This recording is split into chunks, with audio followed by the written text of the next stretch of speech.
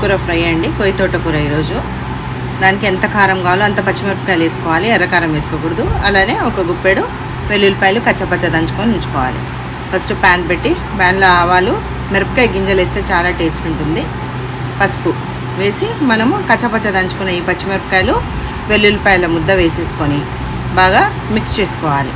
Mix అయినాక ఇప్పుడు కొయ్య తోటకూర వేసేయాలి. ఎక్కువ ఉంది, ఇప్పుడే ఉప్పు వేసుకుంటే మనకు ఐడియా రాదు, అందాజా తెలియదండి. కొంచెం మగ్గినాక వేసుకోవచ్చు.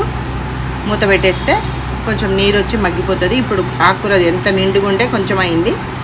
ఇప్పుడు తగినంత ఉప్పు వేసేసుకొని మంచిగా ఫ్రై చేసుకున్నాక మళ్ళీ 1 నిమిషం పాటు ఫ్రై చేసుకొని మూత పెట్టేసినాం అనుకోండి, ఒక 10 నిమిషాల తర్వాత తీస్తే సూపర్ తోటకూర ఫ్రై అండి. ఈ విధంగా చేసుకుంటే చాలా టేస్టీగా ఉంటుంది.